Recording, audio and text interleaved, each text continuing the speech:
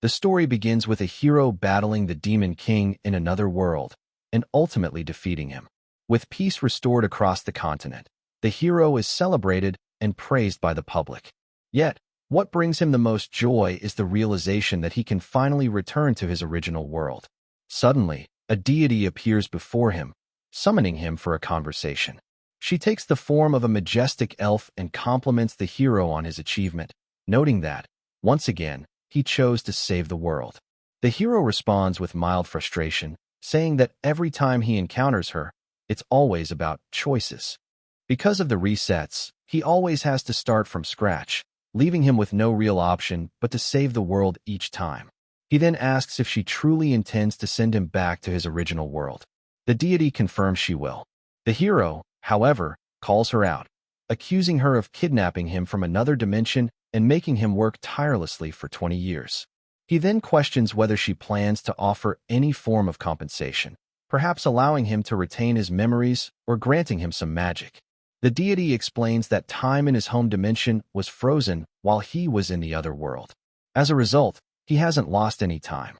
Left with no real argument, the hero sighs and tells her to just hurry up and send him back. The deity assures him that she will reward him for his time and effort, but he won't remember the reward himself. Suddenly, a light glows from a fragment of the deity, and she reveals that she has gifted him a piece of her power. She explains that, depending on the choices he makes, the flow of the dimension will shift, and the world will bend according to his will. The hero, still skeptical, asks for at least a hint. The deity immediately refuses. Frustrated, the hero complains that she always says no. Once more, he pleads with her to at least let him keep his memories. The deity stays silent and, with a gentle push of her finger, teleports him away. As the hero begins to fade, he shouts for her to wait, insisting he still wants to negotiate. But a bright light surrounds him, and as he vanishes, the deity says she will continue to observe his journey, from the place it began to the world that will determine his fate. The hero starts falling from a great height, enveloped in white light. His eyes close instinctively. When he opens them, he finds himself in the body of a young boy. The memories of his previous life are gone. He yawns and stretches, strangely refreshed. Checking his phone, he sees numerous urgent messages from his manager. The boy's name is Julian. Realizing he's late for work, Julian rushes to the store, where he's immediately scolded. His manager warns him that she'll have to fire him if his tardiness continues. Bowing his head, Julian apologizes, silently wishing he could experience being rich, just for one day. He wonders how his life ended up so broken. He resumes working, but the burden of overdue rent and bills weighs heavily on him. Even 2 or 3 part-time jobs won't be enough to cover his expenses, and he's on the verge of being fired. Then, Julian wishes, if only he had awakened his abilities. At that moment, a mysterious pop-up appears before his eyes. Unique trait skill, Master, activated. Julian is stunned. In this world, awakened individuals are known as users. It has been 5 years since augmented reality, resembling a fantasy novel, engulfed the real world. Strange fields continue to emerge across the globe, bringing with them powerful new resources. Users are granted the ability to conquer and explore these monster-infested zones. Even low-level tasks inside a field can earn money, which is why so many dream of becoming users. Though it requires stepping into the unknown, the potential rewards far outweigh the risks. And now, Julian has taken his first step into that extraordinary world. But not all users become wealthy. While some awaken with powerful, high-grade unique traits from the very beginning, others are not as fortunate. At the pinnacle of this world stands one individual, ranked number 1, the very first user to ever reach level 70. And that guy name is Al. And he possesses an SS-grade unique trait known as Dragon Speech. One day, Al uploaded a video to his personal channel, and it instantly went viral. Viewers, drawn in by curiosity, couldn't take their eyes off it. In the video, Al raises his wand and releases a brilliant surge of energy, casting a spell so powerful it stuns everyone watching. A light bursts from his wand, striking a monster with immense force. The spell is a mage's dream, something any fantasy reader would recognize and admire. Viewers were in awe. It was meteor magic, and not just any meteor spell, but but a high-level SS-grade meteor ring. One student watching the video couldn't believe such a spell could be cast inside an A-grade field. Even monsters capable of leveling entire cities stood no chance. So, naturally, eliminating A-grade field monsters was a trivial task for this spell. At the end of the video, Al revealed the name of the skill, SS-grade meteor ring. Then, with absolute confidence, he issued a challenge to the world. Exactly 1 week from today, if anyone can show me a spell more magnificent and powerful than this, I will gift them an artifact, the Elemental Ring. The Elemental Ring was legendary, an SS-grade artifact, the first and only one ever revealed to the public. A dream item coveted by every user with magic-based traits. Its value and prestige were beyond measure. Somewhere, 2 people were watching the video and scrolling through the comments. One of them, a girl, snapped her phone shut with an annoyed expression. The blue-haired guy next to her asked, "Why don't you like it? He's offering such an insane prize." She frowned and replied, "That's exactly the problem. Al knows no one can outdo him. He's basically saying he won't give it away because nothing in this world is better than an SS-grade skill." She continued, "And don't forget, he's the one who'll judge the entries. That makes it a trap. Judging magic is completely subjective. He has no intention of parting with that ring." Her frustration was clear, and her jealousy even clearer. Like many other users, she couldn't help but envy the overwhelming flex. Despite the controversy, the video exploded in popularity. It became a trending topic, spawning countless reaction videos, deep dive breakdowns, and a fair share of criticism. It felt like something out of a fantasy world, untouchable and unreachable. Or so people thought. The scene then shifts to Jian, now standing in an open field. With a subtle motion of his finger, he points, and suddenly, massive flaming circles appear in the sky. A meteor crashes down, tearing open the earth and leaving a huge crater. Jian gives a thumbs up and casually says, "AL's meteor rain really is amazing." He uploads his own video, showcasing what just happened. Not long after, his video begins gaining traction, fast. Comments pour in by the thousands. Within days, it's a sensation. And just like that, Al loses the bet. Upon awakening, most users are granted a single unique trait. These traits enhance the effectiveness of specific skills and are generally comparable to classes in video games. Some of the most well-known unique traits revealed to the world include Dragon's Speech, Miracle, Regeneration, and Lethal Strike. A user with Dragon's Speech, like Al, becomes a mage more powerful than a dragon. A user with Miracle becomes a healer reputed to revive even the dead. Regeneration allows a user to serve as an unbreakable tank, able to regrow limbs and continue fighting. A user with Lethal Strike becomes a warrior capable of eliminating virtually any enemy. However, little is known about a unique trait called Skill Master. Jian sits at his computer, researching unique traits. When evaluating a trait, the first thing people typically look at is the grade. The higher the grade, the stronger the effect and the more subtraits it may include, or at least, that's what the internet suggests. The user grade system ranges from F grade to SS grade. Unable to find much about his own trait, Jian opens his status window, only to discover that he possesses an unknown EX grade unique trait. At first glance, it seems like a cheat ability, but all of Jian's stats are at level 1, which disappoints him. High-grade traits are usually accompanied by stat boosts, and Jian can't understand how all his stats are stuck at 1, something even a regular person would struggle to achieve. Still, he tries to stay optimistic. At least he has a trait. Suddenly, a new system window appears, revealing more details. Skill Master, EX grade, allows use of all skills. Passive income, level 1, usable once every 24 hours, resets at midnight. Grants 10 to 100 SP upon use. Jian is confused. Why does he only have 2 skills? He soon learns that users can acquire more skills by using skill books. However, he still has no idea what SP, skill points, are, or whether Skill Master is actually a good trait. Then, a tutorial quest panel appears, instructing him to try copying a skill, which will activate the Skill Copy, EX grade, ability. If successful, he will receive 20 SP as a reward. The panel further explains.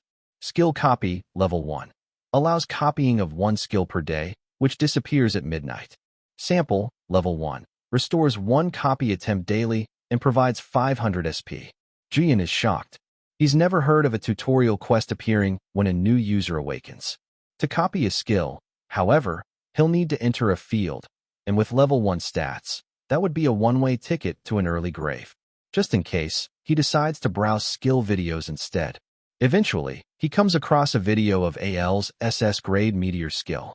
A pop-up appears, providing detailed information. Meteor Rain, SS grade, summons 20 meteors over a wide area. Requires 120 magic and costs 1500 mana. Power increases by 50% if the user has an S grade or higher magic type trait. Next, the system displays a tutorial map linked to the quest. It can only be accessed once. Within the map, Jian's stats will be temporarily boosted by plus 999, and copied skills can only be used inside it. Then, a prompt appears. Would you like to copy this skill? To his astonishment, the system allows him to copy the skill just by watching the video. The scene shifts to Al, lounging in a luxurious room as he watches Jian's video on a large TV. A black-haired woman walks in and switches off the screen. Is giving away the elemental ring really that big of a deal? She asks. Al frowns. It hasn't even been a week, yet the skill has already been copied. What are the odds of that? There are plenty of similar-looking skills, she replies. But Al shakes his head. That was the exact same SS grade skill. Same name. Same effect. She pushes back. There's no proof it's SS grade. It might just look similar. Besides, there's no field found with that level of destruction. Al, however, remains confident. That was the real thing. He instructs her to prepare the winner's card and the elemental ring, but warns her to keep her distance for now. The winner might still be cautious. I hope I can become friends with them in the future. Meanwhile, Jian is working a shift at the convenience store. He checks his phone and sees that his video has gone viral. A system pop-up appears. Video recording completed. Engrossed in the moment, Jian doesn't notice anything around him. A little girl approaches the counter and tugs on his sleeve. Do you sell fried ping jelly? But Jian is too deep in thought. His face was blurred in the video, and no one knows he's the winner. The girl keeps trying to get his attention, but he's too distracted by everything that's just unfolded. All Jian can think about is that if he becomes stronger, there might be no trait more overpowered than the SS grade meteor ring. But suddenly, his thoughts are interrupted by a deep, intimidating voice. The little girl's father, speaking sternly, tells Jian that his daughter is asking whether the store sells fried ping jelly. Startled, Jian quickly replies that they do, and assures the man that he'll bring it right away. Afterwards, Jian rests his head on the counter, sighing. He thinks to himself that there's no way Al will give away his SS grade artifact so easily. But if, by some miracle, Al truly honors the challenge, then Jian could earn enough money to never work again, and perhaps even become as powerful as Al, with the entire world watching him. He recalls how unthinkable that dream would have been just days ago. Standing up and yawning, Jian feels an odd sense of confidence, like he can take on anything. But just then, a message notification pops up. It's from Al. I admit defeat. The elemental ring now belongs to the winner. The comment section on the video quickly floods with praise, filled with remarks like, Al always keeps his word. Soon after, Jian is visited by Al's assistant, Li Suyan, who arrives to personally deliver the elemental ring. Jian's jaw drops in disbelief. She then escorts him home by car, informing him that Al would like to meet him in person someday. Once back at home, Jian lies down on his bed, staring at the ring in his hand. A system panel pops up, displaying its attributes. Elemental ring. Plus 30 magic. Plus 300 mana. Plus 10% mana regeneration. Plus 20% skill power. Minus 10% mana cost for skills. Plus 2% mana recovery per defeated enemy. Bonus. If the user has an SS grade unique trait, plus 10 additional magic. As Jian reads the unbelievable stats, he suddenly jumps up, exclaiming that his magic has increased by 40. He should head to the field immediately. Excited, he opens his status window, only to see that all his base stats are still at level 1. Disappointment hits.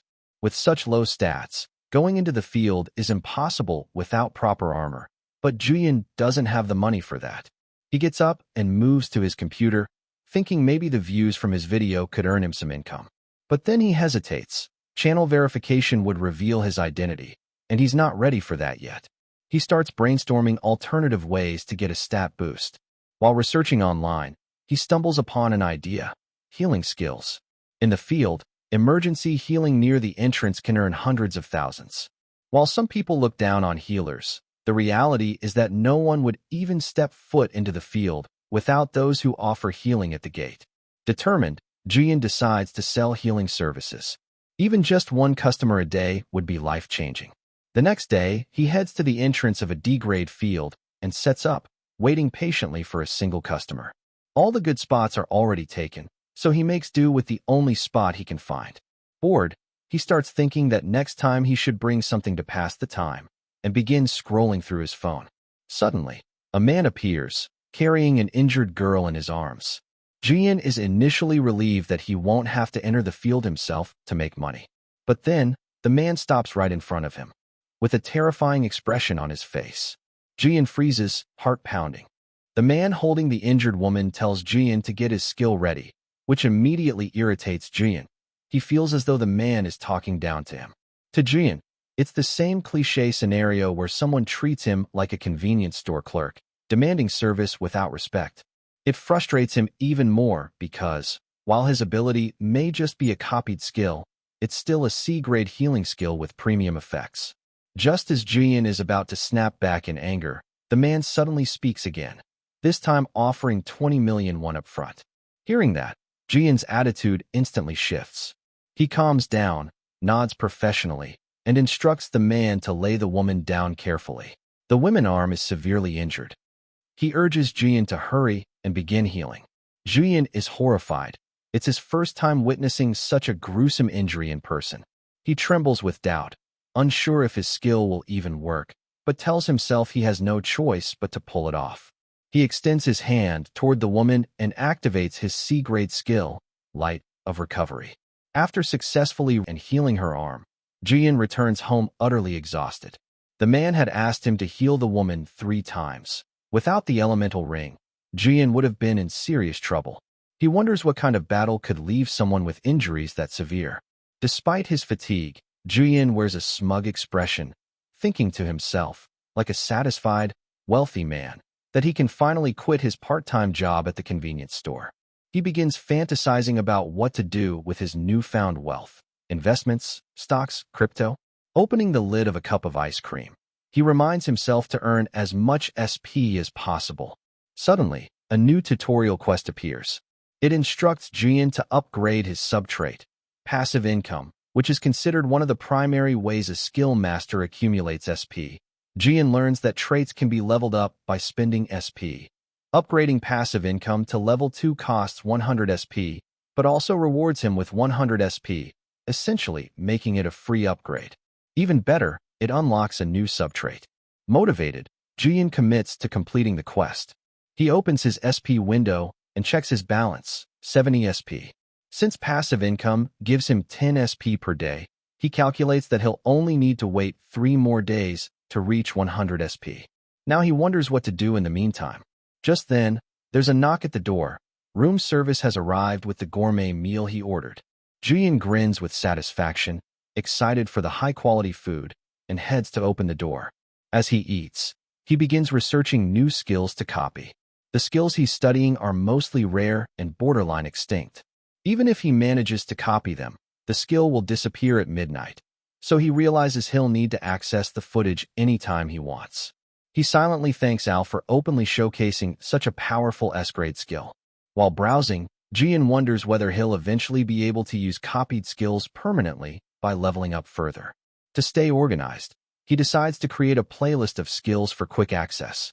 He adds body hardening, teleportation, and several other skills he finds useful and, frankly, pretty cool. After finishing all the food, Jian finds himself feeling bloated. He's stuffed and can't eat another bite. He has also officially registered as a healer with the User Association. Lying on his bed with a full stomach, he begins to fantasize about how much his value will skyrocket once he starts using healing magic, buff skills, and all the powerful abilities in the playlist he's curated. Lost in daydreams, Jian imagines how amazing it would be if a beautiful woman were to send him a love call. To his surprise, the fantasy nearly comes true. While waiting at his usual spot to offer healing services, Jian is approached by none other than the gorgeous black-haired woman he had seen before. She thanks him sincerely for saving her the other day. Jian, completely caught off guard, admits that he doesn't remember her, remarking that she's way too pretty for someone like him to have any connection with. The woman then explains that a few days ago, her brother came to Jian for emergency treatment. Realization dawns on Jian. He remembers the man, but he's surprised. He had assumed she was the man's girlfriend, given how much he had paid for the healing. But no, she's his sister. With a warm, almost bashful smile, she thanks Jian again, saying that without him, she might not have survived. She then asks, "Are you in a party?" Jian replies that he's not. "Are you in a guild?" she asks next. Again, he shakes his head. "Nope, not even ranked." Her eyes light up. "Perfect. Our party needs a temporary healer." Jian hesitates. Despite the tempting offer, he declines politely, explaining that he's not ready to enter the field just yet. Undeterred, she smiles and asks if he has some free time. She invites him for a cup of tea and a chat. Before leaving, she asks for his number, saying she'll contact him later. Her confident, elegant aura overwhelms Jian. He nervously agrees to help her someday. But before he can say anything more, a loud scream pierces the air. A nearby user has been injured in the field. They need a healer who can cure status effects. Jian rushes over, quickly casts a healing spell, and receives payment for his service.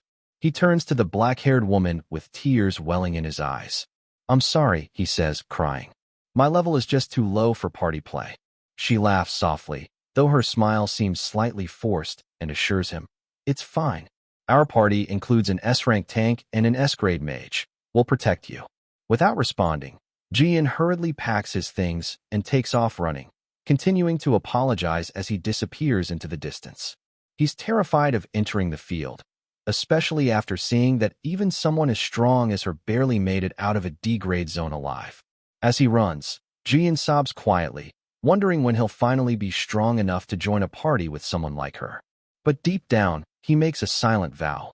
He'll rack up enough money and SP to become a golden spoon mage and earn a place in a world he's still far from ready to face. Jian enjoys the view and luxury of living in a grand hotel, and finally, the big day arrives. As he checks his smartphone, a system pop-up suddenly appears, revealing that he has gained 10 SP from his passive income skill, which is still at level 1. Having finally collected enough SP, Jian decides to upgrade passive income from level 1 to level 2. The pop-up informs him that 100 SP has been deducted, and his subtrait under the unique trait has successfully leveled up.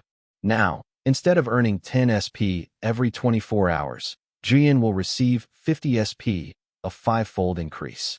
He's thrilled, especially because the level-up cost was fully refunded as a quest reward, making the upgrade essentially free. Excited, Jian checks the full reward details. He gains 100 SP, and a second subtrait is unlocked. The new ability is called Trait Imbuement, level 1. This trait randomly assigns a unique trait to each skill he copies. In this world, a unique trait defines a user's combat style. While anyone can learn skills by reading skill books, the effectiveness of those skills varies significantly based on the user's unique trait. For instance, if a user with a fire-based trait uses an ice spell, the result may be underwhelming. But that same fire-based user casting a fire spell, the power is exponentially stronger. This is the natural weakness of skill copying. Copied skills are typically weaker than when used by their original owner. That is, except for Meteor, where Jian managed to put on quite the show. Now realizing that he can also copy the unique traits of skills, Jian is both excited and anxious, since the trait assignment is random. Still, his own skill set has improved significantly, and he's eager to test things out.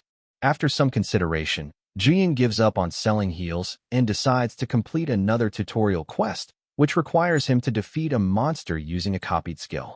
Completing this quest will grant him 200 SP and unlock another EX-grade subtrait. This makes Jian suspicious. It feels like someone is watching and assigning him quests in real time. For hunting, he decides to use a fireball skill. Since it's a low-grade ability, he doesn't expect anything extraordinary.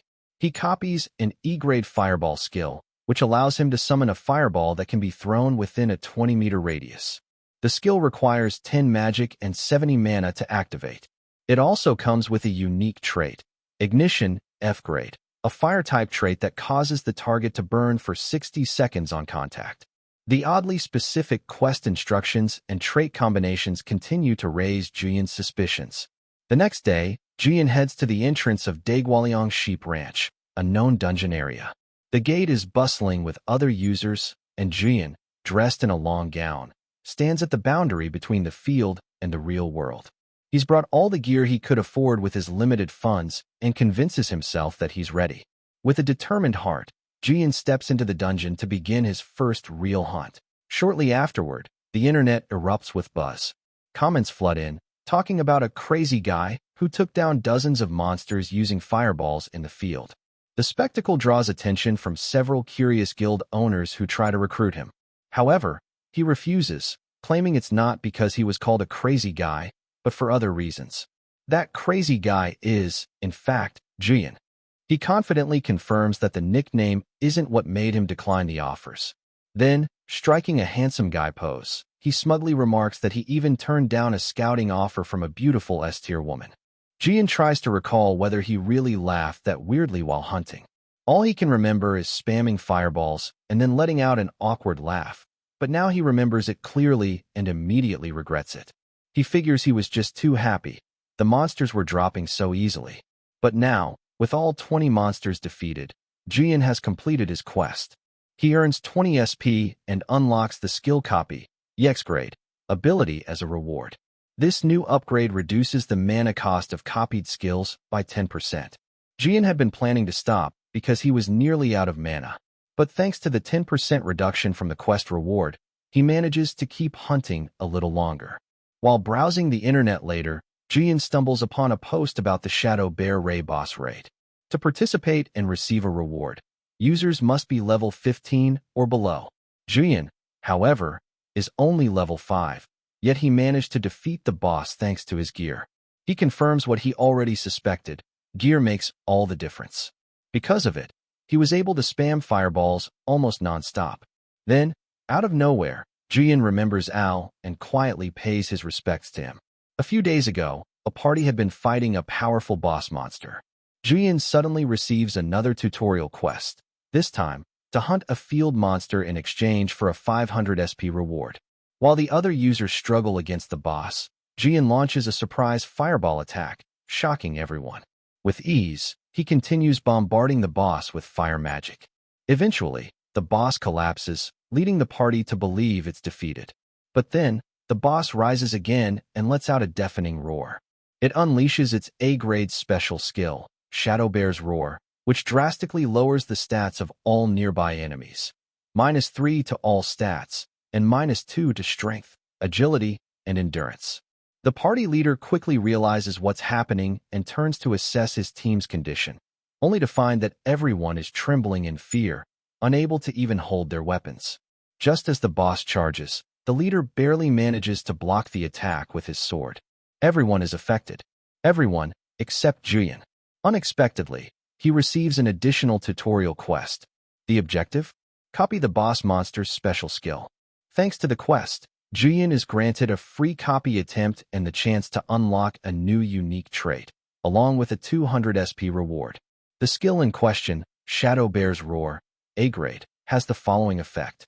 If the user's HP drops below 50% within 60 seconds, it triggers a roar that decreases the stats of all creatures within a 30-meter radius. If the target's stats are lower than the caster gains +3 to all stats for every 10 affected creatures. Seeing how overpowered it is, and copies the skill, it's also imbued with a new unique trait, Oblivion, F-grade, which can delete a random sub-option from the skill. Even more surprising, Jian can use the skill without any mana cost or restriction. Meanwhile, the rest of the party is still getting overwhelmed by the boss monster. Jian decides not to waste any time. He'll use the copied skill before it disappears at midnight. Everyone on the team is shocked when the boss monster activates its skill a second time, reducing their stats even further. Meanwhile, Jian successfully copies the boss's skill and immediately uses it to his advantage. His strength, agility, magic, and vitality stats each increase by 9 points. With newfound confidence, Jian steps forward toward the boss monster. He raises his hand, charging a powerful magical attack, and launches a massive fireball that kills the boss in a single blow. System windows appear in rapid succession. He levels up, completes both the field monster quest and the tutorial quest, and earns a total of 700 SP as a reward. Joy floods over him. This was his first boss kill, and it was flawless. The team, overwhelmed with relief, heads off to celebrate their victory, still shaken by how close they came to death. In that moment, Jian gets a strange glimpse of a memory, something from a past life.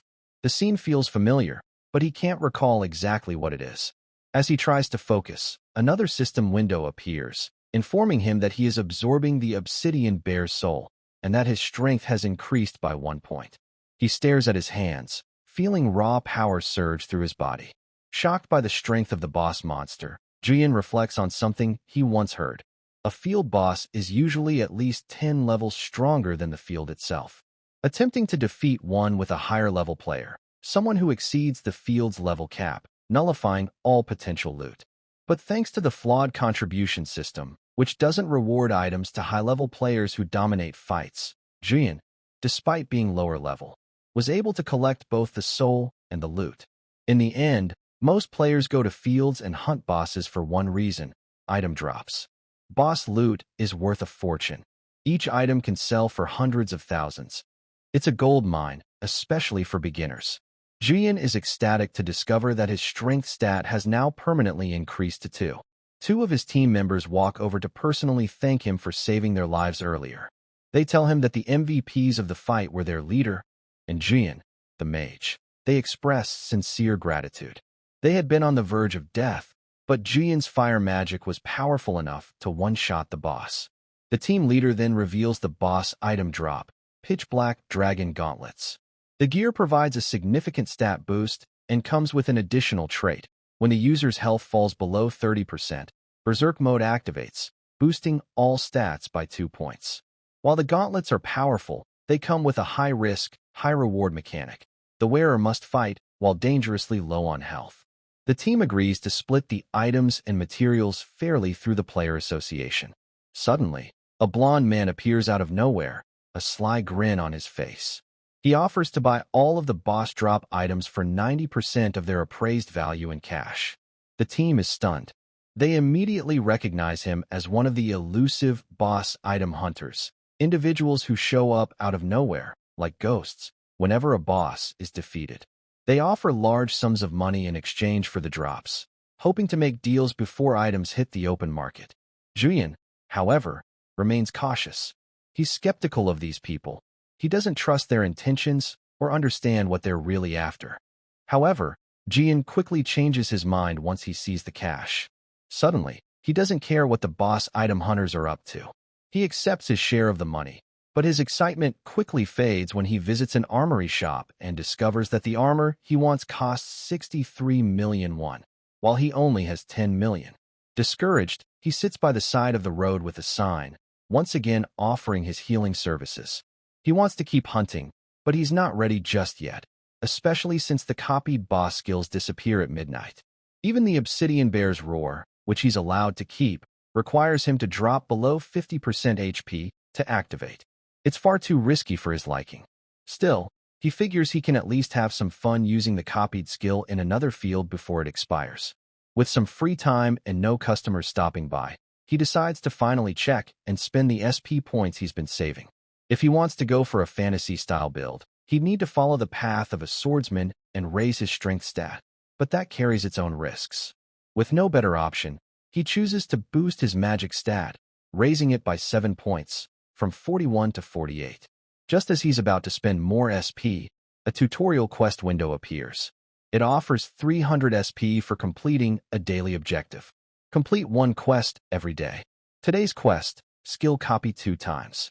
Curious, Jian wonders what will happen if he copies the same skill twice. He tries it with Healing Light. The first copy gives the expected effects.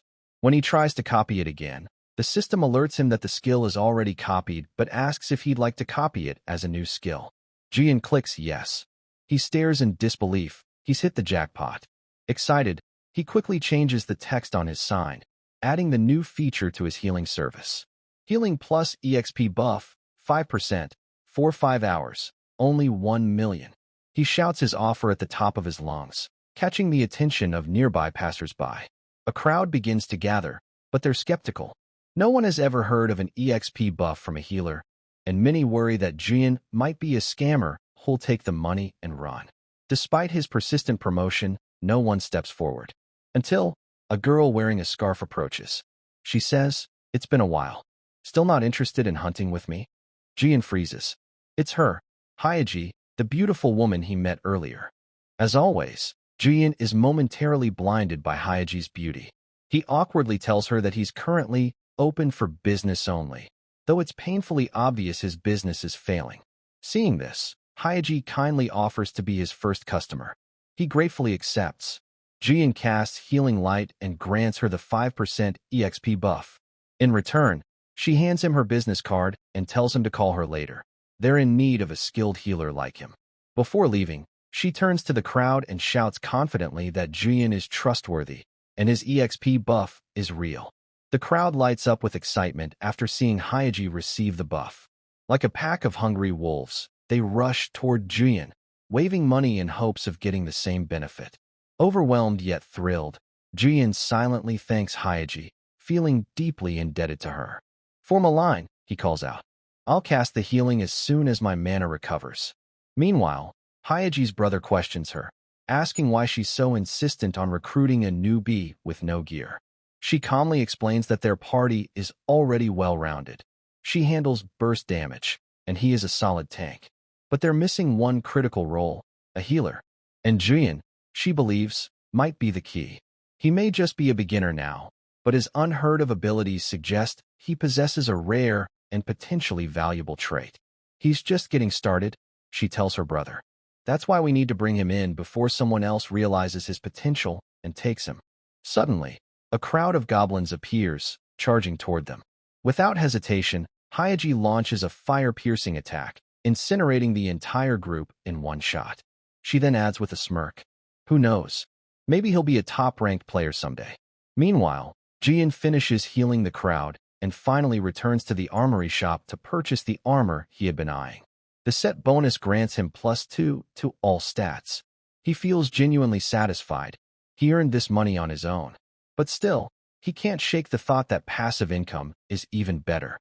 He upgrades his passive income trait and now earns 50 stat points and 200 SP automatically every day at midnight. The idea of earning resources by doing nothing at all excites and motivates him. SP will accumulate passively, even while he's idle. However, the next upgrades are costly. Bestowal, level 2, requires 2,000 SP. Daily Quest, level 2, costs 3,000 SP. Skill Copy, level 3, needs a staggering 4,000 SP. The total? 9,800 SP.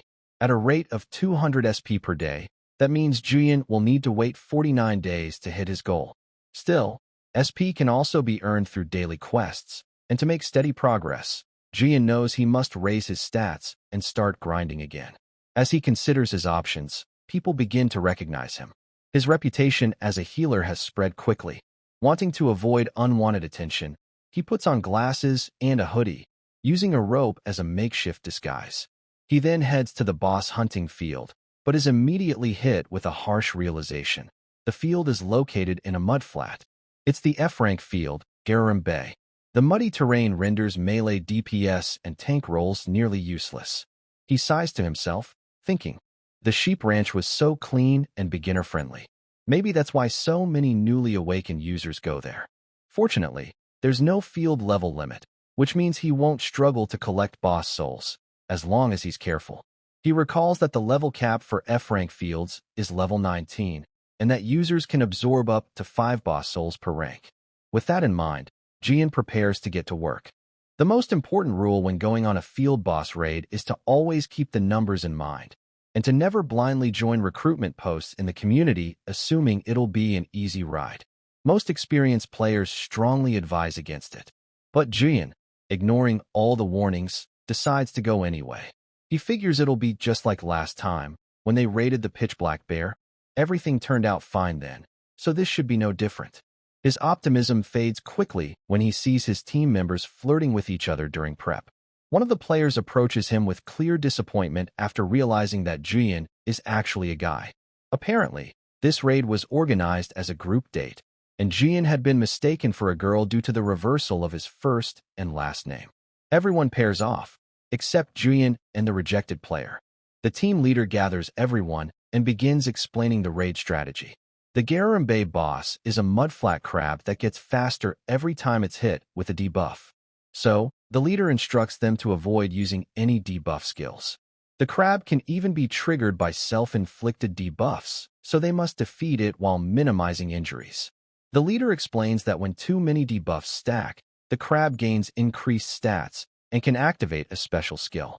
He proudly brags about having defeated the mudflat crab 8 times, assuring everyone that they don't need to worry. Jian suspects that the crab's real special skill is the ability to convert debuffs into stat buffs, meaning every debuff essentially makes it stronger. He realizes this fight may be more dangerous than he initially thought. To make matters worse, his teammates don't seem serious at all. The leader flirts with his date instead of focusing on the battle. Suddenly, he dashes toward some small clams, shouting for everyone to crush them all. Jian is baffled, frustrated that such minor monsters are being treated like threats. Out of nowhere, spiky tentacles burst from the ground. Despite having promised to protect the team, the leader immediately steps back in fear, leaving his earlier bravado behind. Then orders the team to kill as many monsters as possible. The archers react swiftly, taking down the tentacles with precise arrows, impressing Jian with their skill. Moments later, a massive crab claw erupts from the ground, pulling the remaining tentacles under. The mudflat crab has finally appeared. The leader tells everyone that the crab only moves side to side, so they should stay in its line of movement, moving only forward and backward to keep control of its path. Jian opens the monster status window and sees the crab's passive skill. For each debuff received, the crab gains +1 to all stats. If 5 or more debuffs are stacked, it receives +5 additional points to all stats. Jian is thrilled to uncover such a trait. This boss is far more strategic and dangerous than he imagined. The team scatters in fear when they realize the crab can change direction while continuing to move sideways. It relentlessly chases after them, attempting to catch anyone in its path. While the group tries to attack the crab and dodge its attacks, Jian's only focus is on how incredibly useful the boss's special skill is. The skill's description lists no conditions or duration, which means it's a permanent passive ability, one that increases stats as buffs or debuffs are applied to the user. The sheer idea makes Jian giddy with excitement, and he can't suppress his smile. Meanwhile, the team leader is shouting at the others to only use physical attacks and to avoid any debuffs. Yet Jian is annoyed. The so-called tank hasn't even moved yet. Jian recalls the leader's earlier warning about bleeding debuffs. If this continues, the crab's stats will skyrocket. He notices the ranged players attacking from a distance, and suddenly it all clicks. The leader's strategy is for the tank to absorb aggro, while the archers chip away at the crab's health from a safe range. That's why he recruited so many archers. But Jian knows this is far too slow. Eventually, the leader steps forward and declares that it's his turn to attack. He orders his date, Hyoju, to buff him. She moves into position, casting buffs with exaggerated emotion. Jian cringes at the cheesy roleplay, but is shocked by the effectiveness of her power. She casts a Radiant SS tier buffing skill. Radiant Power, SS rank. Applies 4 random buffs to the target. 1 point per 50 mana used. Duration increases by 100% if the caster has an S rank or higher buff type unique trait. Applies only A rank or higher buffs if mana is over 150. When used on self, buff duration doubles and effects increase by 50%. Still mesmerized by her abilities, Jian thinks it's incredible that someone is using an SS rank buff in a place like this. Just days before the raid, Jian had visited the local armory shop. The shop assistant had asked if he was a streamer or content creator. He denied it, but she explained that many field adventurers now upload videos to UserTube and recommended an item, camera glasses. She walked him through the features, and Jian, intrigued, bought them, originally planning to record only boss skills. He never expected them to become so useful. He quietly records Hyoju's buffing skill for future use. Thinking to himself, he realizes that combining Radiant Power with the boss skill Change Resistance, which increases stats when buffs are applied, could make him unstoppable. Jian wonders why such a powerful buffer would be found in a casual raid like this. His curiosity grows, but so does his impatience. Before the leader can even begin his flashy attack, Jian fires a massive fireball at the mudflat crab and activates his new skill. The fireball explodes on impact, and the crab is instantly defeated.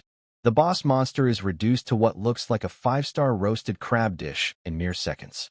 In a desperate attempt to save face, the leader lunges at the already dead boss, swinging his sword wildly, pretending to contribute. Jian watches the scene unfold with disbelief and pity. A system window appears. You have acquired the boss skill, Change Resistance. With a satisfied grin, Jian thinks to himself, now all that's left is to go home and test Radiant Power and Change Resistance together. Jian tells the team it's time to head back home, but they stop him, praising how powerful his skills are. Even a few girls approach him, asking him out. He suddenly finds himself at the center of attention. The team leader, feeling jealous, scolds the group for getting distracted and insists they proceed with the item distribution as soon as possible. Turning to his date, the leader asks, "You're staying by my side, right?" But she replies, "Jian should get the bigger share. He did all the hard work." To the leader's dismay, the entire team agrees and decides to give Jian their shares. Meanwhile, a man in a black suit watches from a distance. He makes a call to his superior, reporting, "The Garam Bay boss didn't drop any items. I'll be moving to the next field." Back in the moment, Hyoju looks up at the sky and notices something strange. A peculiar atmospheric phenomenon is beginning to unfold. The next day, Jian is back at the hunting field, using his fire magic to hunt boars and complete his daily quest. As he finishes another round, he wonders, when will I finally get sampled to level 3? He's been testing out the new skills he recently acquired. Combining Change Resistance with Radiant Authority gives him an incredible buff, but the problem lies in the limitations of sample at level 2. He doesn't have enough copy attempts, and although his stats increase, he lacks a strong skill to take advantage of them. Level 3 sample is the only viable solution. He grumbles to himself about how difficult it is to farm SP, and how painful it is to rely solely on daily quests. If only the system would just give me a decent quest, he mutters. As if responding to his complaint, a system window suddenly appears. It's a tutorial quest. The message reads, "A main quest will now begin. Completing it will grant you 4,000 SP. Jian stares in surprise. What kind of quest would give that much SP? Suddenly, the sky darkens to a heavy gray.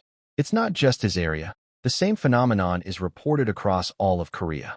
People everywhere look up with concern, unsure of what's about to happen.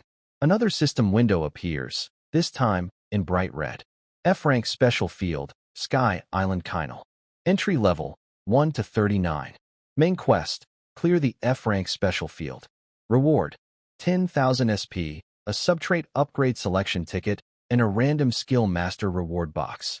Note, special fields are strictly monster territories. The more special fields appear, the faster Earth's field conversion progresses. Massive flying monsters begin to appear in the skies above Korea. The system message concludes with a chilling statement. Clearing this field is critical for the survival of Earth and humankind. All the news channels are focused on the same topic, the sudden appearance of the massive F-class special field, Sky Island Kinal, which has emerged above Seoul and the Gyeonggi province. The pillars of light seen in the sky are presumed to be portals connecting the ground to the floating island. The user association is currently under emergency control. Due to the appearance of Sky Island, all flights at Incheon and Gimpo airports have been suspended indefinitely. Residents in affected areas are already complaining about the lack of sunlight beneath the hovering landmass. Reports suggest that similar special fields are appearing in multiple locations across the world. In Japan, for example, a landmass nearly half the size of Korea has connected itself to Tokyo, and B-class monsters, some as high as level 70, are beginning to cross over. The situation is so dire that some are calling it the end of humanity, as level 70 monsters are considered near S-class threats. The entry level for the Tokyo field has been set between 41 and 70. A man in a suit is interviewed publicly.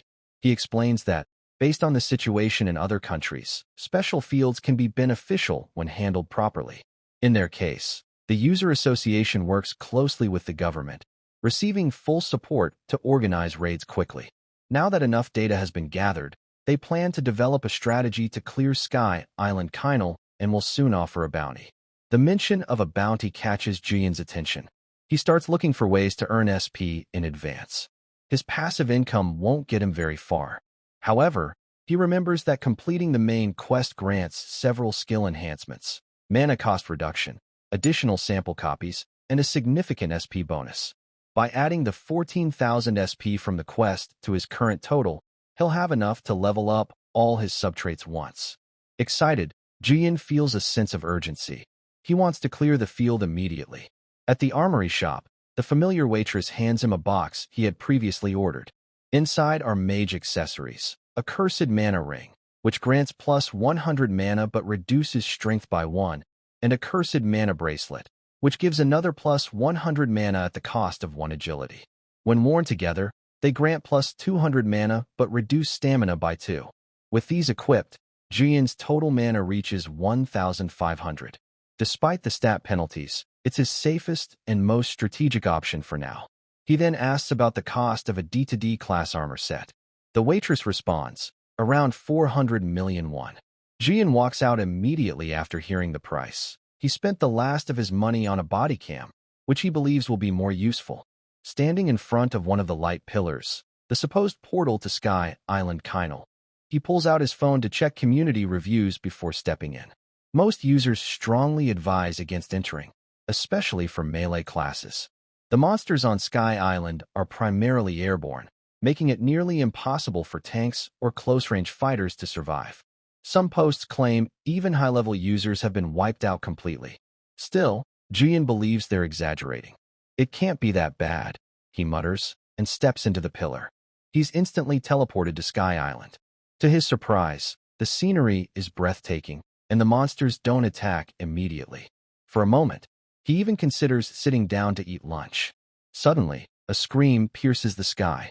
A flock of massive flying monsters then appears directly above Jian. He prepares his fireball spell, the only skill he has that's effective against airborne enemies. But the monsters ignore him and target other fighters nearby. Then he spots them, Hyaji and her brother. The brother shields the attacks while Hyaji launches a devastating firestorm spell, taking down all the monsters in one single strike. Jian is stunned by her power. I need to copy that skill, he thinks, already planning to pair it with Fireball for a combo. Hyaji, catching her breath, comments, "It wasn't as tough as I expected. If only our team had a healer, I wouldn't be this badly injured." She sighs. I really should have recruited Jian when I had the chance. Just then, a slime monster ambushes Jian. Startled, he yelps, making so much noise that Hyaji immediately notices him. She walks over and greets him with a smile. They help Jian get rid of the slime. With tears in his eyes, he thanks them and explains how expensive his boots are. Hyaji's brother looks at him with pity, clearly thinking Jian is pathetic. He doubts that Hyaji would go out of her way to recruit someone like him, but from her expression, it's obvious she's serious about bringing Jian into the party. She walks up to him and, in a flirty tone, says, "Meeting this many times isn't a coincidence. It's fate trying to bring us together." She grabs his arm and asks him to officially join her party. Jian gets annoyed. All he wanted to do today was go hunting. He tells her to let go, but she insists he joins. Reluctantly, he thinks to himself that he has no choice. He might as well accept. He decides that for his last sample copy, he should copy Light of Healing. But first, he needs to step away and find the skill on UserTube. "I need to use the bathroom," he says. "There are no bathrooms here," they reply. "It's urgent," he insists. Overwhelmed and embarrassed, feeling like he's already ruined his image, Jian steps aside to finish copying the skill. Just as he returns, the flying monsters reappear. This time, instead of launching themselves, they begin throwing massive boulders. It turns out they are capable of critical thinking, making them much harder to deal with. Hyaji's brother shields the group from the incoming boulders. Suddenly, a horde of rhino monsters charges at them. Before Jian can cast a spell, Hyaji unleashes a barrage of fire magic, fire rain, fire spears, and fire walls, wiping out the entire wave. Jian is stunned by her power. Do all S-class users have that many skills at their disposal? He asks. She nods. Yep, all thanks to the skill book I bought. Just then, another monster lunges at them. Before Hyaji can react, Jian fires a massive fireball at it. This time, the spell is significantly stronger than usual, thanks to the random buffs from Radiant Authority. Amused, Hyaji smiles. How much mana do you have? Jian avoids giving a straight answer. He knows that, as someone labeled a healer, he needs to be more careful about revealing his full capabilities. Jian thinks to himself that, due to the random unique trait, the skill activated with far more power than he expected. A system window appeared, stating, Skill overcharged. Increases skill mana consumption by 100% and increases additional damage by 20%. Jian reflects that the increase in mana consumption is significantly higher than the gain in damage, making the trade-off questionable. Still, he reminds himself that even if healers are considered nobles, defensive and offensive skills are essential for leveling up efficiently. Hyaji turns to Jian and says, At least tell me, how much mana do you actually have? Jian replies vaguely, a decent amount. The system briefly shows his current mana, 1,408, a considerable number. But Jian thinks to himself, there's no harm in having a lot of mana. With this, I can still cast the same spell at least 13 more times. However, he reminds himself that he's currently playing the role of a healer, not a mage, so he needs to be cautious about overexposing his offensive capabilities. Meanwhile, Hyaji's brother watches Jian quietly, beginning to grow suspicious of him. Elsewhere on the island, other users continue fighting slimes. One of them, bored from dealing with small monsters, sighs, until a system window suddenly appears. The number of deceased life forms on Sky Island has reached the boss summoning threshold. The Lord of Sky Island awakens. A massive figure materializes in the sky, surrounded by multiple wings. The users look up, shocked. The boss resembles a biblical angel, majestic and terrifying. It begins to descend, and then launches its special attack. Sword of the Heavens. Summons one sword for every life form on the island. Damage increases with each sword. If the unique trait Sky Island is possessed, the number of swords is doubled. Jian stares at the boss's stats in disbelief. Millions of heavenly swords rain down from the sky. Though they survive the attack, everyone could not move because of the heavy debuffs. Even Hyaji's brother, who blocked the attack, falls to one knee. His health, attack power, and defense are all drastically reduced, and it looks like the debuff lasts for 10 minutes. Jian quickly casts Light of Healing to treat him. He checks the system window again. The boss is a level 59 entity named Kinal. Its unique trait is Sky Island, and it possesses the skills Sword of the Heavens and Speed Enhancement. Its base stats are Strength, 22, Agility, 39, Stamina, 28, Magic, 75. As Jian reads through the stats and abilities, only one thought comes to mind. We need to run. He suggests retreating, but then another system window pops up. Subquest received. Objective, eliminate Sky Island boss, Kinal. Reward, 5,000 SP and Kinal skill. Zhu Yun sits with his laptop, reading about the deadline concerning the Sky Island boss. It appeared yesterday at noon. The spawn condition is presumed to be related to the number of regular monster kills in the field, similar to other bosses. It immediately unleashed a wide-area attack, causing massive casualties. The gruesome screenshots are from a user who was live streaming, though the streamer's current status is unknown. The comments show up, some cursing, some saying Kinal flung blades in all directions before vanishing. A survivor asks about the sword rain, warning that it's best not to even think about catching that guy. Another comment suddenly says he just appeared again. Zhu Yun plays a video in which people are pointing at the sky, shouting that Kinal has reappeared. Kinal emerges, surrounded by golden energy, its rays falling downward. Out of fear, people question if it's throwing swords again, but another realizes it's just rain.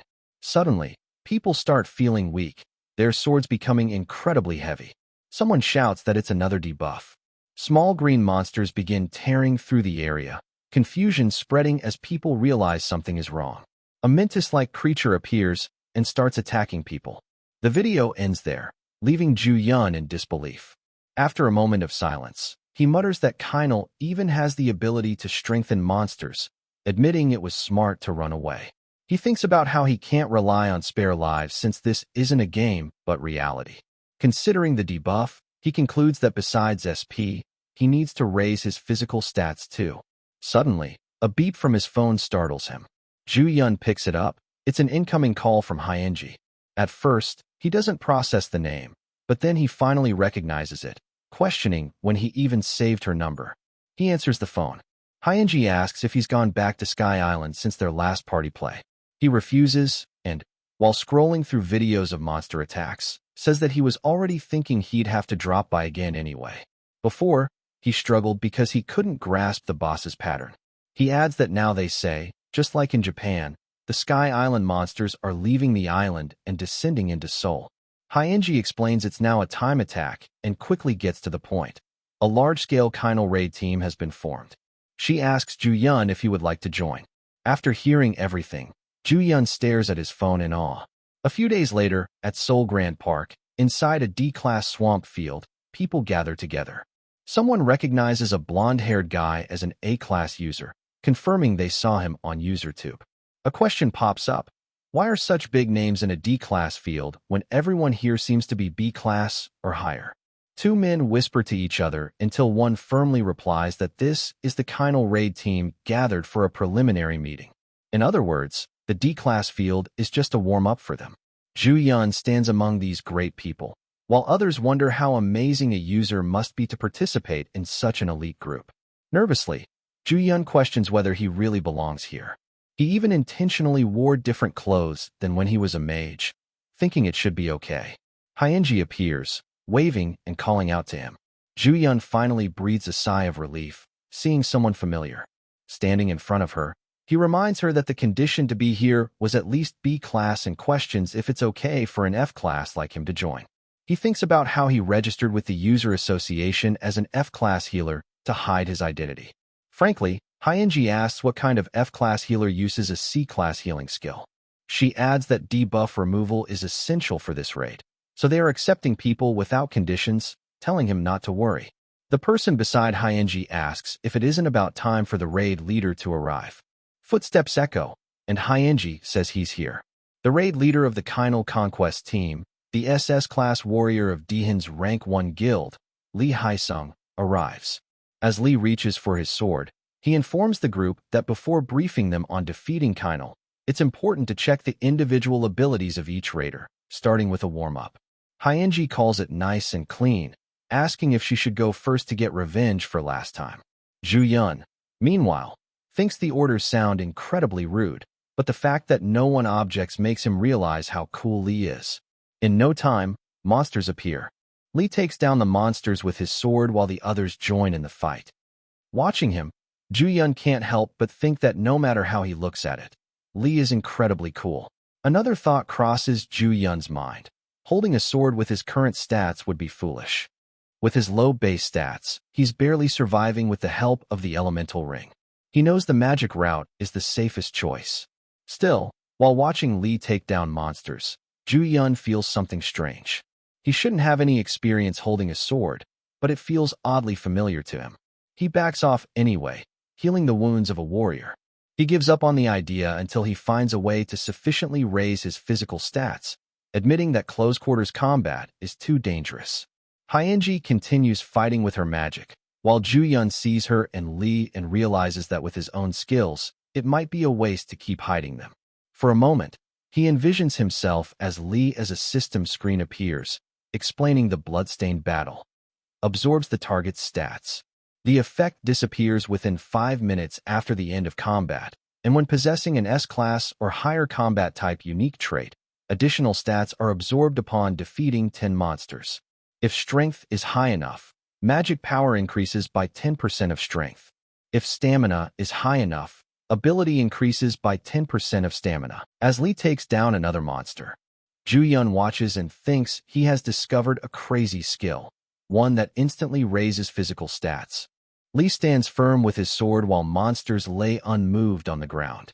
As a leaf falls on water, the Seoul Grand Park Marshland Field boss, the Poison Lizard King, comes into view.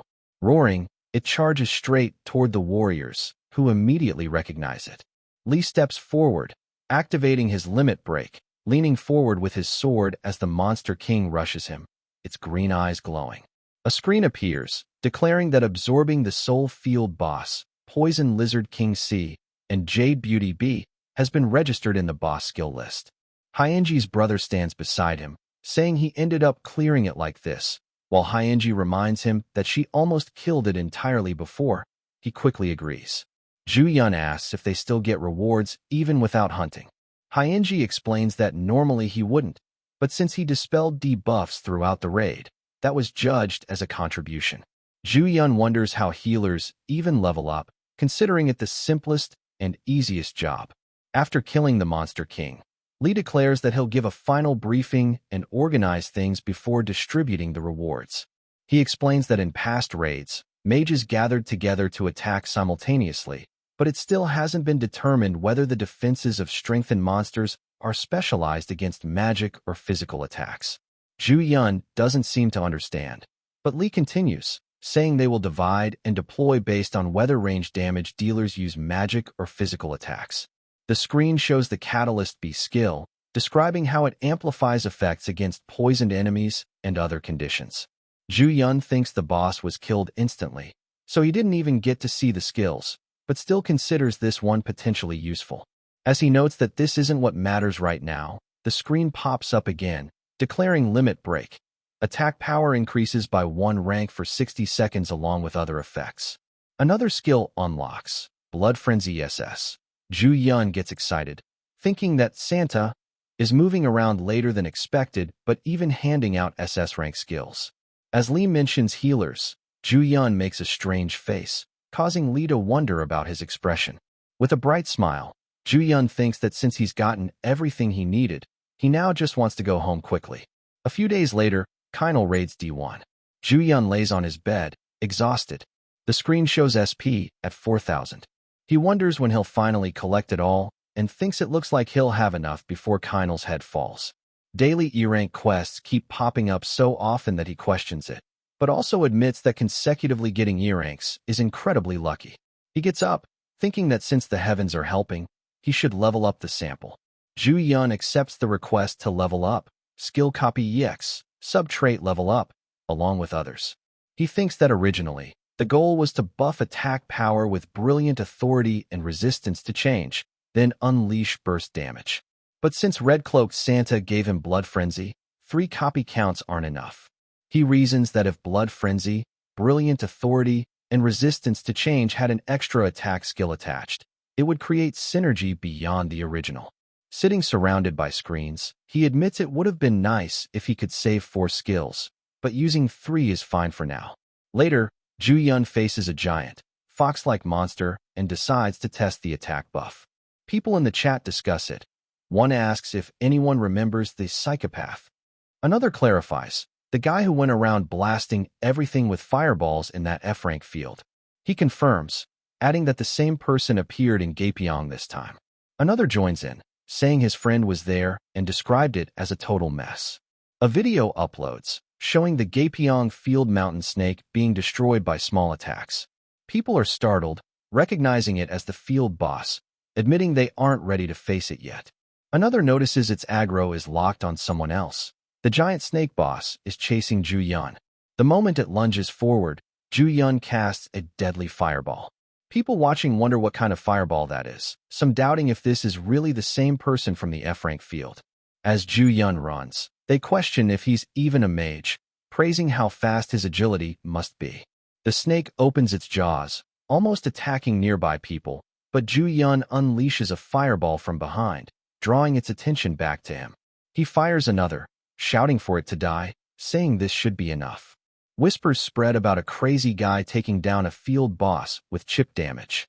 Elsewhere, a car stops. The secretary reports that the field inspection schedule is complete and that there is 1 hour and 24 minutes of free time until the next event. Inside the car, Al sits with his phone in hand, watching the same video of the psychopath taking down the mountain snake. The secretary asks if he's worried about this person. Al confirms, saying they are the one who received his precious ring. The secretary adds that it seems quite certain that the person is Ju Yun. Al finds it interesting, replying that it hasn't been long since he gave him the elemental ring, and that item shouldn't affect agility or stamina stats. Yet this person is dodging attacks with small, precise movements, almost like someone skilled in combat for years. Al then asks his secretary about the movements of the Raider Guild. She replies that, as predicted, sightings are being reported near special fields. Al instructs her to keep a close eye on both the psychopath and the raiders. He adds that with so much attention on him, bugs will surely gather. As he walks forward, he quietly hopes they don't cause trouble for his friend.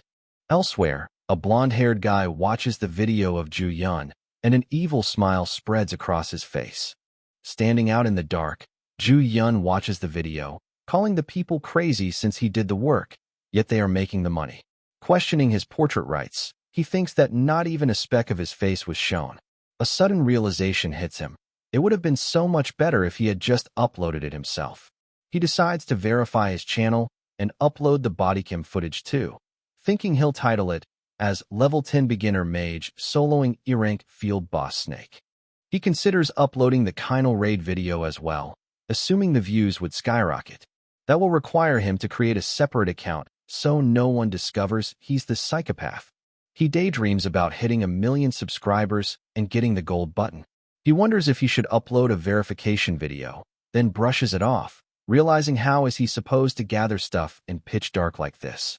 A screen shows up, informing him about the daily quest B. He stares at it, saying he thought daily quests were only E or F rank. If he had checked the quest earlier, he wouldn't have had to come out at night, but he didn't expect to waste the whole day on just one snake. Ju Yun decides he might as well gather everything before the skills reset at midnight. As he's thinking, he notices a blue shining ball near a tree. Picking it up, the screen labels it as Special Field Essence, 1/10. Ju Yun realizes it doesn't drop from monsters, which means in this huge field, he has to run to every corner to find them. Frustrated, he admits that if this weren't B rank, he would have quit already. Suddenly, a giant bird charges from behind with insane speed. Ju Yun reacts just in time, and it crashes into the tree. Startled, he can't believe how he dodged that. His body moved on its own before he even thought about it. He wonders if it's the result of using Radiant Authority and Transformation Resistance together. He casts a fireball at the bird before it can recover and decides to think about the rest later. The explosion catches the attention of a nearby warrior, who realizes plenty of users are still hunting at this hour. 2 masked men stand beside him, asking about Kinal. The warrior says the scout team spotted him in the northwest. He adds that if they take down Kinal first, Lee Hai-sung will go home empty-handed, calling him a bastard, and the warrior admits he's getting excited already. His teammates ask what they'll do if other users jump into the raid. Smirking while putting on his mask, he declares they'll just kill them. The screen shows Ju Yun's special field monster kills. He's finally done, and the good thing is that essences are easier to spot than he expected. He thinks he can find them all before midnight. The screen appears again, notifying him that he has already completed the 1-hour survival in the field. He realizes he just needs to collect a little more, and he's done. Suddenly, arrows and fire erupt in the sky, attacking Kinal. Ju Yun is shocked, wondering what's happening since the raid was scheduled for tomorrow morning. A group of users are attacking Kinal as it flies in the sky, its wide white wings flapping as it retaliates with powerful attacks. Someone shouts for them to fire at its wings. Ju Yun watches, stressed. What should he do now? They're about to steal his boss. He judges the situation, realizing it's too late to call anyone. Then a thought hits him. The quest said to try attacking the F-rank special field and defeat Kinal, the master of Sky Island. He concludes that both the main and sub-quests only require the raid to be cleared. There's no condition about who to fight with or how much contribution he needs. He thinks, if I just land the final blow, then decides instead to sit back, relax, and enjoy the idea of free loot. Kinal's wing is damaged badly, and it crashes to the ground. The raid team rushes forward, shouting that it has fallen and now is the time to kill it.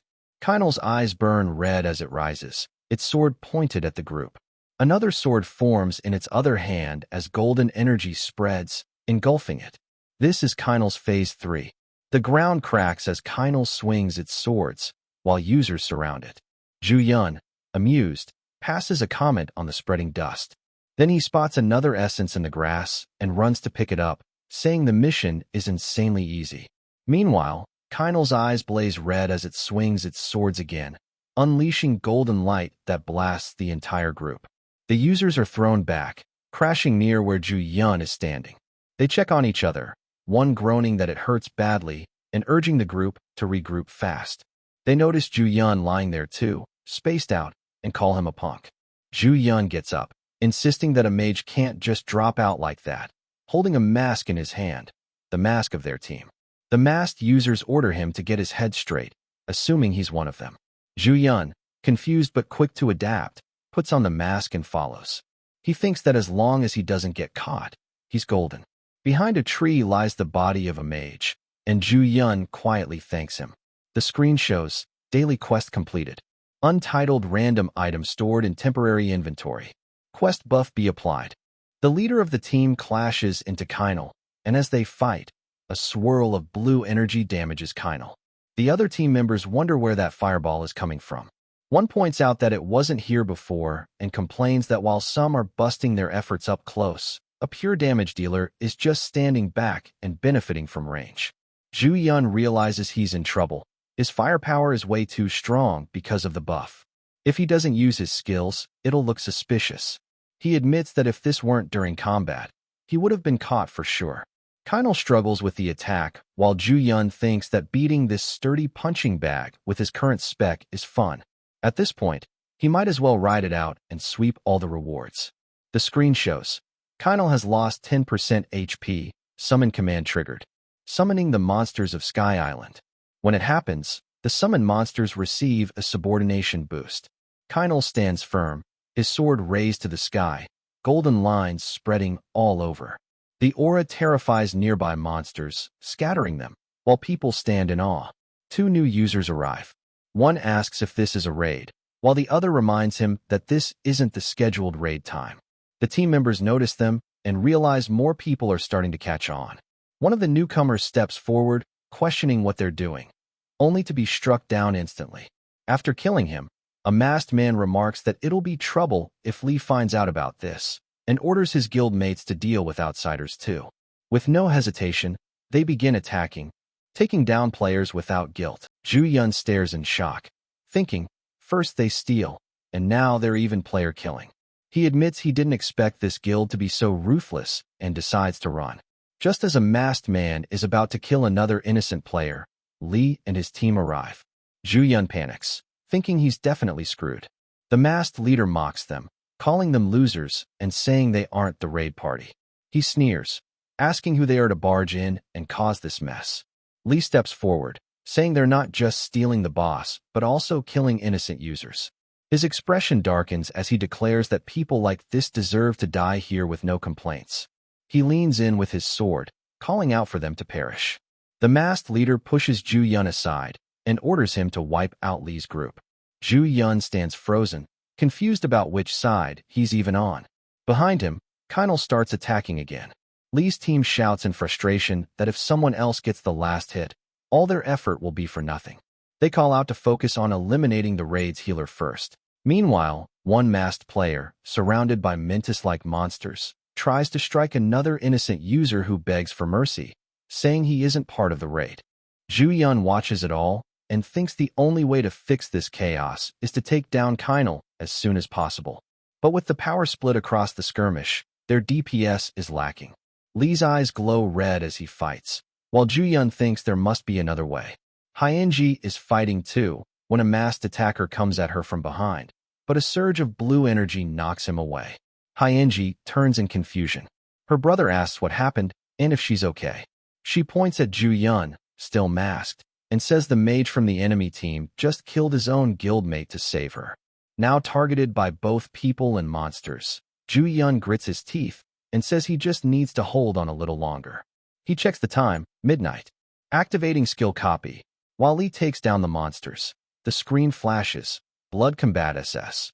All stats increased by up to 20%. Lee pushes forward, fighting the monsters, but Ju Yun unleashes fireballs. Another screen shows 20 monsters killed. Lee stares in frustration as Ju Yun continues taking down the enemies. More notifications pop up, each one counting his kills. Ju Yun thinks that compared to resistance to change, which increases stats by a fixed amount, blood combat, which increases them by 2% with each fight, is way more overpowered. Finally, his fireball lands straight on Kinal. Ju Yun whispers, "Goodbye," as blue energy swallows the sky and surroundings. Kinal drops to his knees as users ask if they finally got it. But Ju Yun watches as Kinal transforms again into its last phase. Its body is covered in armor, wielding a rod, looking stronger than ever. Kinal raises the rod and slams it hard into the ground. Golden energy spreads across the battlefield. Hyenji's brother deploys his projection shield, while Ju Yun struggles to withstand the pressure. His mask begins to crack, and he realizes if it breaks now, he'll die for sure. Just as he's about to collapse, Hyenji's brother steps in front of him, shielding him, and firmly says, "You owe me now." Kinal stands firm, the ground beneath the group all cracked and ruined. Kinal notices Ju Yun and Hyenji's brother. In no time, Ju Yun gathers his energy as his mask falls slowly, and finally, he unleashes a fireball, giving Kinal no chance to react. The blast spreads dust all over, covering users' eyes, and one shouts, asking where Kinal is. As a result of the attack, Kinal drops to his knees. Glowing treasures and ornaments scatter around him. Lee questions if this is really the boss monster, then turns to the masked team leader. Smirking, he raises his sword and threatens the leader to get lost while he's still alive. The masked leader stares in frustration, thinking what a pain this is, then says that their image is still the MVP. Ju Yun thinks about quickly finishing off the boss and retrieving the monster for himself. The screen suddenly appears, announcing that he will be transported to the tutorial field in 10 seconds to choose his reward. Feeling awkward, Ju Yun runs forward, thinking that a dealer that's strong is someone he doesn't recognize, yet oddly feels familiar and suspicious. He grabs the metal ornament and declares that everyone saw.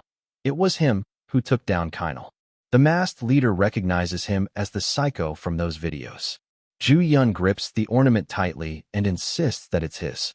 Lee and the masked leader rush toward him, ready to strike, only to find themselves suddenly seated next to each other.